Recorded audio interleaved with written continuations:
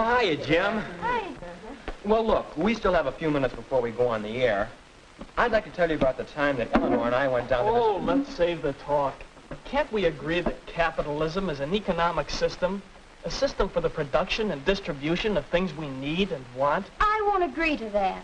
Not until you say something about government, too. There has to be a legal basis for any economic system to operate. Well, it's easy to see that you have different ideas of what capitalism is. Maybe we should talk about what it is not. It is not a system of strict governmental control and planning in which a dictator or board tells people what jobs they may hold and what goods they may produce. And it's not a system of government ownership. Let me tell you about something. It shows that the basis of the capitalistic system is private property. It happened when Eleanor and I went down to get the things for the class weenie roast. We went to Mr. Brown's store. Well, that's what I mean. Mr. Brown really owns property. All those store fixtures and the groceries in there, and, well, the whole store. It's his property, and he can do almost anything with it that he likes. We needed weenies. Mr. Brown had weenies. It's as simple as that. You might argue about his prices. Anyway, Eleanor did. But after all, he has a right to earn something for the goods and services he supplies, and he does supply services as well as goods. When we agreed to buy everything from him, weenies, buns, marshmallows, and charcoal, he agreed to give us extra service, deliver everything in his truck.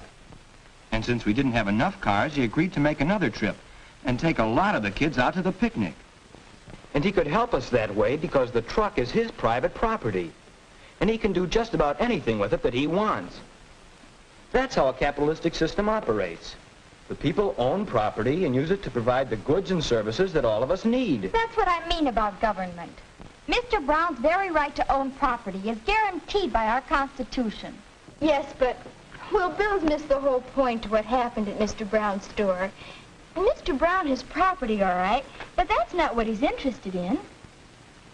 And he does help supply us with things we want. But that's not why he's in business. He's in business to make money.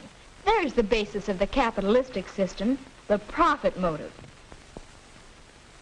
He may give service when he has to make a profit.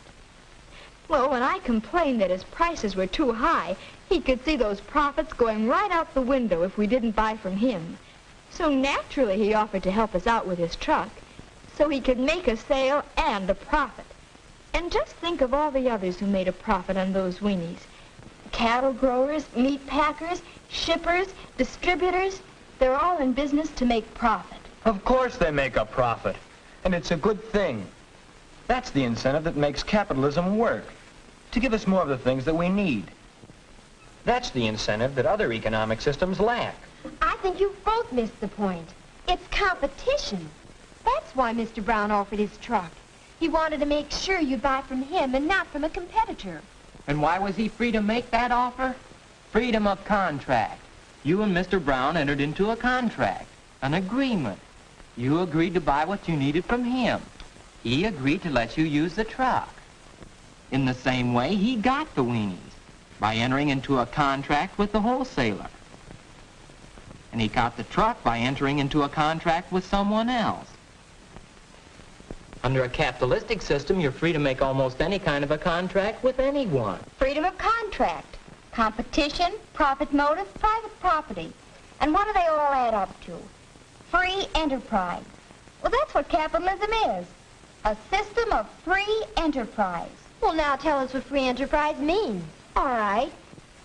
It means that you can go into business wherever and however you please. Anybody can go into any business. Any legal business, that is. But I still say you can't leave government out of the discussion. Government must at least guarantee the right of private property and freedom of contract in order that... Wyatt, please, everybody. We're on the air in a few seconds.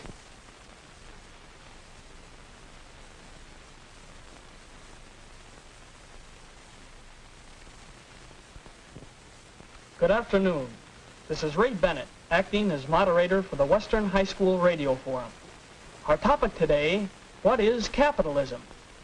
We hear capitalism, capitalistic system, on every hand, on the radio, in newspapers, magazines, books, in lectures and daily conversation.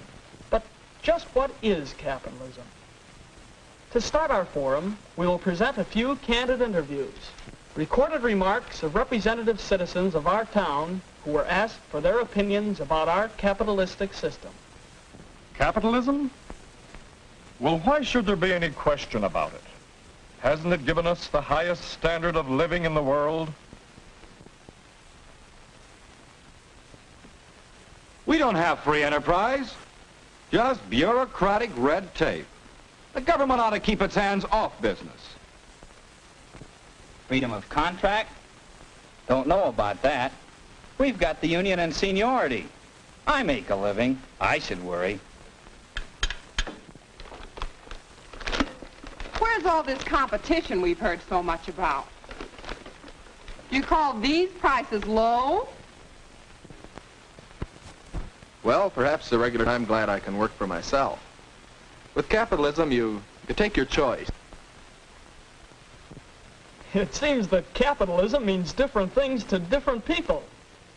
Let's hear now from our town treasurer, Mr. John Howard. We say we live in a capitalistic society. What does that mean? Well, we can point to certain fundamental ideas which we say are part of a capitalistic system. For example, private property.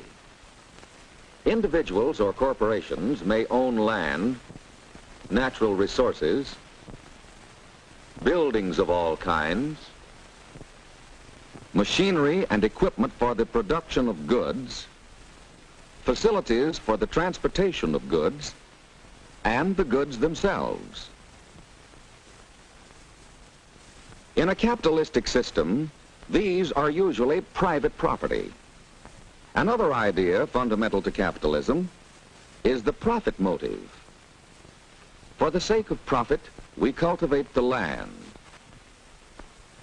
We build great factories to produce goods. We sell for profit. The goods thus produced, we transport over large distances, still for the sake of profit. Those who have savings often invest or lend them, hoping for a share of profit. And in so doing, help to build the industrial might of the nation. Some other ideas are basic to capitalism. Competition, freedom of contract, free enterprise. What do they mean? Could these rights exist without laws that define and protect them?